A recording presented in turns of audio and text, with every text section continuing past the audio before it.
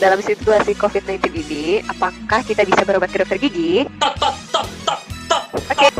Pas dulu di Wuhan 16%, sekitar 16% itu digagang pintu. Makanya itu gagang pintu ini harus dihilangkan kali ini.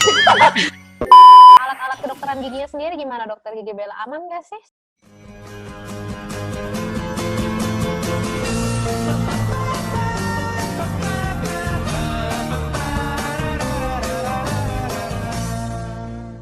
Previously on Tanya Doki. Yang dikeluarkan saat bersin ataupun batuk saja. Bisa juga ditularkan lewat droplet yang udah nempel ke benda, terus dia nyentuh mukanya, misalkan ngucek mata atau ngucek hidung atau ngucek mulut. Nah ini, Pucek mulu. nah dia otomatis akan terinfeksi. Nah masalah dia nanti akan punya gejala atau enggak itu tergantung dari imunitas tubuhnya. Seperti itu. Guys, mau nambahin guys. Oh iya lupa. Boleh kan? Boleh. Boleh Karena ini banget, boleh banget. biasanya banyak yang nanya juga nih. Biasanya banyak yang nanya. Oke. Kira-kira droplet itu tuh virus itu bisa bertahan di droplet berapa lama gitu ya? Nah, jadi virus ini bisa bertahan lama di droplet, tapi tingkat keinfeksiusannya atau tingkat dia dapat masih sangat berbahaya bagi tubuh itu berapa lama. Jadi kalau misalkan di dalam droplet saja dia bisa bertahan 1,5 sampai 3 jam. Tuh, nah, terus ada beberapa tempat lagi, apalagi yang sering kita pegang kayak misalkan stainless. Stainless itu bisa bertahan sampai stainless dan plastik itu bisa sampai 72 jam. Makanya makanya banyak sekali kan kita dihimbau untuk menyediakan antiseptik atau misalkan semprot hand sanitizer, sering-sering cuci tangan. Paling nggak sebelum kalian mau megang mata, megang hidung atau ngucek mulut, itu harus cuci tangan dulu paling nggak. Oke, jadi tambahan dari dokter gigi bosku tuh bener banget ya. Aku juga udah baca jurnalnya dan memang itu terbilang jelas ya di tiap-tiap permukaan beda-beda ya dokter gigi bosku ya.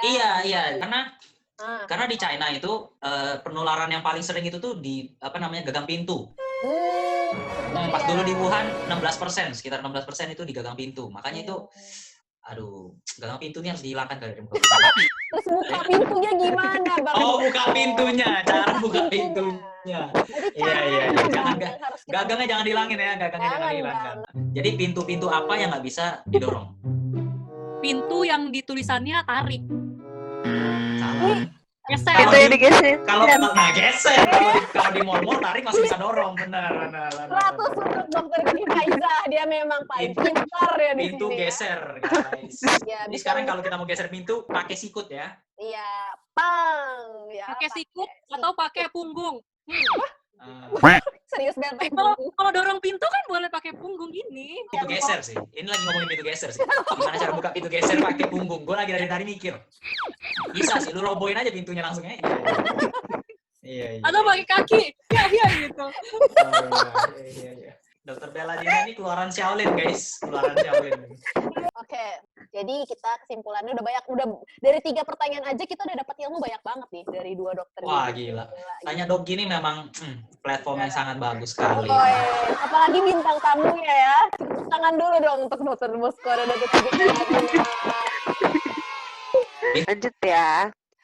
Dalam situasi COVID-19 ini, apakah kita bisa berobat ke dokter gigi? Oke, dokter Bosco. Jadi, apakah pasien-pasien yang sakit gigi bisa berobat ke dokter gigi apa enggak gitu ya? Jawabannya adalah Ya. bisa, guys. Yeah, bisa. Nah, gini nih, pertanyaannya bisa apa enggak tadi? Bisa, tapi perawatan apa aja atau misalkan keluhan-keluhan seperti apa yang dianjurkan untuk ke dokter gigi. Jadi, kalau dari pemerintah sendiri itu menghimbau para dokter gigi dan para pasien kalau yang mau berobat ke dokter gigi itu adalah perawatan-perawatan emergency. Nah, perawatan yang emergency itu apa aja nih? Yang pertama itu sakit gigi. Sakit gigi sakit sekali sampai nggak bisa mengganggu kegiatan. Mau makan susah, mau tidur susah. Karena kan kita harus menjaga sistem imun kita dalam kondisi seperti ini. Kalau misalnya kita nggak bisa makan makanan yang bergizi, kita nggak bisa beristirahat yang cukup, itu pasti akan mengganggu sistem imun kita. Jadi makanya disarankan untuk oke lah kalian bisa ke dokter gigi. 1, itu yang sakit sekali. 2, kalau misalkan ada bengkak sampai kelihatan di luar muka atau misalkan nggak usah sampai kelihatan di luar muka, sampai mukanya pokoknya bengkak gede gitu. Tapi misalkan ngerasa udah ada bengkak di mulut, itu juga boleh, yang sampai mengganggu. Yang ketiga, itu adalah perdarahan yang sangat ekstrim. banyakan pasien-pasien itu nggak tahu perdarahan yang sangat ekstrim itu seperti apa. Perdarahan yang sangat ekstrim itu darahnya sampai menggenang di dasar mulut. Jadi kalau misalkan buka mulut tuh darah semua, nah itu baru perdarahannya sangat ekstrim. Kalau misalkan habis pencabutan gigi, terus darahnya rembes-rembes sedikit, ya itu masih wajar. Tapi ya nggak harus nggak harus langsung ke dokter gigi, tapi bisa konsultasi dulu. Tuh. Terus selain itu juga kalau misalkan ada trauma itu contoh kayak kecelakaan, misalkan kecelakaan patah rahang, kecelakaan misalkan anak kecil jalan-jalan lari di taman patah giginya dalam waktu 1 jam 2 jam, itu bisa segera langsung coba ke dokter gigi. Nah, ditanya pasti banyak yang nanya juga aman atau enggak sih sebenarnya kalau sudah datang ke dokter gigi seperti itu meskipun perawatannya emergency. Aman jawabannya guys. Tapi yang pasti kita sebagai dokter gigi, kita sebagai yang kebanyakan dari klinik-klinik juga sudah membuat peraturan. Kalau misalkan yang mau ke dokter gigi itu nggak boleh demam. Yang pokoknya gejala-gejala ada COVID-19-nya. Kenapa? Karena yang bermasalah nanti bukan hanya tenaga medisnya. Kita juga mengurangi infeksi dari pasien sebelum ke pasien, dari pasien ke pasien gitu. Nah, karena kan kita sendiri sih menggunakan alat pelindung diri yang lengkap. Kalau misalkan untuk tindakan, ada yang kalau misalkan sering dengar itu alat pelindung diri level 3. Tapi, ya pokoknya kalian harus tetap menjaga sistem pertahanan tubuh kalian, gitu. Gimana Dokter Gigi Bella Dina? Ada tanggapan nggak? Kalau misalnya tidak ada keluhan yang sifatnya emergensi atau harus saat itu juga, tunda dulu ke dokter gigi. Tujuannya adalah mencegah penularan COVID-19 ini. Pada saat perjalanan kalian ke dokter gigi itu juga kan banyak terpapar ke lingkungan, bisa ke misalkan ke pintu lah atau ke orang-orang di sekitar, termasuk juga pada saat di dokter giginya itu gitu. Pada saat ketemu orang. Ya, benar. Gitu. Nah, terus kalau untuk kasus-kasus yang estetik, misalnya mau bikin veneer atau mau mutihin bleaching, ya benar. Itu ditunda dulu karena itu tidak urgent.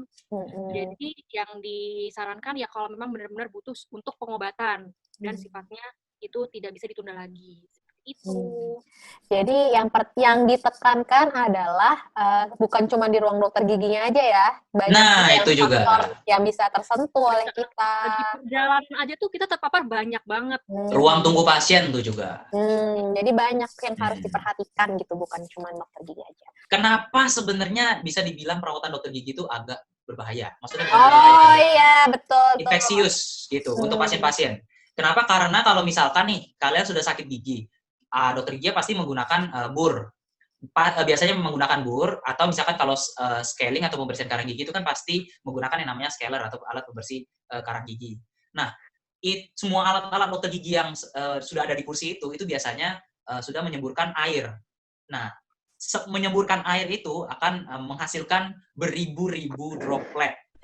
Makanya kan kita pernah dikasih tahu kalau misalnya berbicara aja itu bisa menghasilkan sekitar 1000 droplet, apalagi ini disemprot sama alat kedokteran gigi itu sangat jadi ruangannya itu tuh sangat pekat akan droplet. Makanya kalau misalkan ada satu pasien sudah ada gejala, kita biasanya langsung tolak. Karena kalau misalkan ya akan lama, karena kan tadi sudah dijelaskan kalau misalnya nempel di plastik bisa 72 jam gitu. Iya. Tapi kalau untuk perawatan dari ruangan itu sendiri dari klinik per klinik itu sudah harus ada prosedurnya. Dikasih kabut NaOCl, terus sinar UV. Sekarang sudah banyak sekali cara-cara untuk mensterilkan ruangan. Ya. Minimal sirkulasi udaranya di ruangan itu juga harus baik ya. Iya, tetap diganti. Terus kalau alat-alat kedokteran giginya sendiri gimana Dokter Gigi Bella? Aman nggak sih sebenarnya? Jadi penggunaan alat-alatnya ini supaya nggak nular untuk instrumen-instrumen atau alat yang kecil-kecil yang biasanya kalian lihat kayak contohnya kaca mulut dan macam-macam itu selalu disterilin di autoclave. Jadi autoclave ini memang udah prosedur standar universal sebelum ada COVID-19 pun sterilisasi dengan menggunakan autoclave. Itu dengan menggunakan suhu tinggi dan bertekanan dan ada tekanannya juga. Jadi di sini gunanya untuk membunuh semua jenis virus, bakteri dan segala macam supaya pada saat selesai kembali steril gitu. Terus untuk yang lain-lainnya, misalnya ada yang make extra oral suction, itu juga disterilinnya dengan menggunakan alkohol, terus juga kayak selangnya pun, sampai selang-selang suctionnya pun itu dicopot dan direndam dalam deterjen supaya semua virus-virus corona ini bisa mati gitu. Gitu ya. Jadi dong. Cuk, apa tuh? Droplet loh, parah loh. Ini 1 meter nggak ada nih. Jadi tuh perawatannya di ruangan kedokteran gigi itu juga jadi berkali-kali lipat ya untuk keamanan dari baik pasien sendiri maupun tenaga medis. Jadi insya Allah klinik-klinik yang memang buka atau rumah sakit yang buka itu memang berarti mereka sudah siap untuk memberikan perawatan sesuai dengan SOP yang berlaku. Oke, lanjut ya. Tadi sejauh ini skornya masih sama, 2-2. Nah, pertanyaan selanjutnya. Apa sih perbedaan prosedur atau alur pasien sebelum COVID dan setelah COVID? 5, 4, Silakan jawab. 2, 1. Ya, silakan dokter. Telat. Silakan dokter gigi Meladina. Makasih ya, Bos, Jawab, usahanya. Aduh, gila. Makasih ya Ustaz. Siap tuh settingannya. Settingan sih ini. Iya, gimana dokter gigi Meladina? Oke. Jadi perbedaan sebelum dan sesudah corona ini menyerang, sebelum itu pasien datang Kayak langsung. Avatar ya, negara api menyerang ya. Oke. Kalau sebelum COVID ini menyerang, pasien datang tinggal ngomong sama resepsionis langsung dilakukan perawatan. Sedangkan setelah ada corona ini menyerang, pas pasien masuk ke klinik dokter gigi, itu dicek suhunya dengan menggunakan termometer infrared. Terus juga pasien diinstruksikan untuk isi kuesioner. Jadi kuesioner itu semacam checklist dan pernyataan bahwa pasien itu misalnya apakah pernah bepergian ke luar kota atau ke luar negeri dalam jangka waktu tertentu. Terus juga apakah punya gejala-gejala yang sangat erat dengan coronavirus ini, COVID-19 ini. Gitu. Nah, biasanya sih sekarang sistem klinik itu juga banyak yang menerapkan by appointment. Jadi pasien kalau mau ke klinik harus bikin janji dulu ke klinik dan pada saat janjinya itu kan bisa by chat atau telepon. Jadi dilakukan semacam anamnesis atau anamnesis singkat ya, secara singkat sebagai penilaian kira-kira pasiennya ini sedang mengalami apa dan perkiraan akan dilakukan perawatan apa gitu. Jadi pada saat nanti sudah tiba hari H perawatan, dokter gigi juga sudah bisa memperkirakan pasiennya mau dirawat itu tuh ngapain gitu. Terus kalau misalkan pasien udah datang ke klinik tadi udah cek suhu dan udah isi kuesioner terkait COVID-19 ini, di ruang tunggunya itu juga diberi jarak. Nah, jaraknya itu tadi minimal 1 meter supaya mencegah interaksi pasien ke pasien atau pasien dengan asisten dan sebagainya supaya tidak ada droplet yang nempel gitu. Dan juga supaya efisien juga. Jadi pasien tidak perlu nunggu terlalu lama di klinik dokter gigi.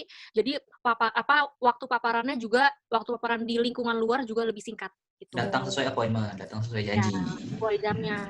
Terus nanti antar pasien, setiap ganti pasien, kursi dokter gigi itu pasti akan disterilisasi. Jadi pasien ke pasien itu udah dalam kondisi steril, nggak bekas pasien sebelumnya. Dan juga alat-alatnya juga tadi udah dijelaskan, udah melalui proses sterilisasi yaitu di autoclave dan di ruangannya juga disemprot, biasanya bisa disemprot diuap pakai desinfektan atau sekarang ada juga yang pakai sinar UV buat sterilisasi ruangan. Dan sirkulasi udara harus baik, jadi biar ada pertukaran udara antara luar dan dalam supaya nanti kalau misalnya ada virus di dalam bisa keluar. Dan itu sirkulasinya pun udah diatur, pembuangannya kemana biar nggak mencemari lingkungan lain. Gitu. Nah, terus juga, ini yang paling penting sebelum perawatan kedokteran gigi itu pasien akan disuruh. Siapa sih? Sebentar. Itu siapa sih napas? Itu yang napas siapa? Sumpah, itu kayaknya mau memonopoli oksigen dalam rumah kayaknya ya lo ya. Sirkulasi udara. Pokoknya nggak boleh, orang lain nggak boleh ngambil oksigen lu. Oksigen ini di ruangan ini hanya punya gue. Sampai mana Bel? Aduh. Oke. Ini yang paling penting adalah sebelum prosedur kedokteran gigi, sekarang pasien disuruh untuk kumur. Nah, kumur itu antiseptik selama 30 detik sampai 1 menit. Nah, ini gunanya apa? Supaya kalau ada virus yang ada di rongga mulut itu bisa Ya pokoknya mendisinfektan mulut pasien. ya, dan juga pada saat prosedur dilakukan pun misalnya Aman. pun juga droplet yang keluar dari mulut pasien juga udah steril lah, istilahnya lebih steril lah. Nah, Oke. iya. Pertanyaan terakhir. Jadi sebagai pasien, kalau mau berobat gigi itu harus ngapain aja sih, Dok? 5, Silakan 4, dijawab. 3, 2, 1. 5, Iya, 2 menit nih kayak mikir. 3, 2, Bel lu aja. Kalau nggak 3-3 ntar kasih pertanyaan lagi nih. 2, 1. Udah rata aja Bu, susah ntar. Tot. Ya, Dr. Bosko. Iya, Dr. Bosko, silakan. Jadi sebenarnya tadi sudah dijelaskan sangat jelas oleh Dr. Beladina. Yang pasti sebelum ke dokter gigi, kalian harus hubungi dulu klinik yang bersangkutan. Kalau sudah dihubungi, nanti kalian akan diberikan pertanyaan-pertanyaan. Jawab sejujur-jujurnya. Karena itu menyangkut kesehatan banyak umat. Baik tenaga medis, pasien-pasien yang lain. Nah, itu. Kemudian selain itu, karena sangat berbahaya kalau misalkan kalian ada gejala-gejala yang hubungannya erat dengan COVID-19. Nah, selain itu juga kalian harus kalau bisa sebelum ke dokter gigi sudah sikat gigi terlebih dahulu. Kemudian yang pasti jangan terlalu banyak berhubungan, maksudnya berhubungan tambahannya lagi. Jangan terlalu banyak berkomunikasi dengan dekat ke orang-orang terlebih dahulu, atau yang disebut dengan physical distancing. Nah, dan harus keluar rumah harus pakai masker. Kemudian bawa ya disinfektan, terus kalau misalnya nggak ada disinfektan, ya hand sanitizer, atau misalkan bawa sabun pun boleh supaya kalau misalnya ada tempat cuci tangan, sekarang juga banyak sekali tempat-tempat yang bisa disediakan untuk cuci tangan. Kemudian Alat makan sendiri. kan ke dokter gigi, Pak. Wow, ada yang ke dokter gigi bawa alat makan. Iya, lapar kali ke dokter gigi ya. Sekarang dokter gigi jadi ada tempat makan ya. Boleh.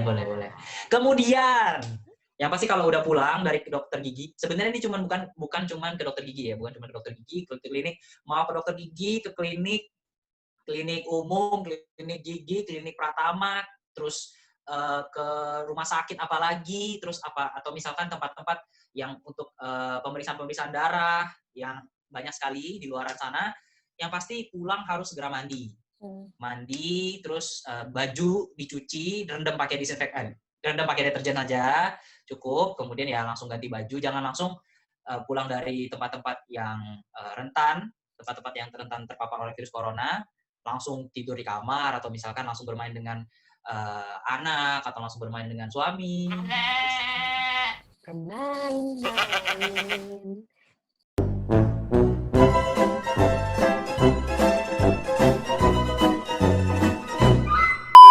Skornya Dr. Bosko dan Dr. Beladina saat ini seri, jadi 3-3. Nah, kita belum bisa dong nih menutup acara untuk mana suaranya untuk Dr. Beladina? Mendukung Dr. Bosko, mana suaranya? Tindakan kedokteran gigi yang mempunyai resiko terbesar dalam infeksi silam COVID-19 adalah 12-14 hari. Kalau lewat jalan lubang udah kayak lewat tiba-tiba ada petir gitu. Kalau mobil lain kan lubang gitu. Lubang. Kalau otot tuh gegar.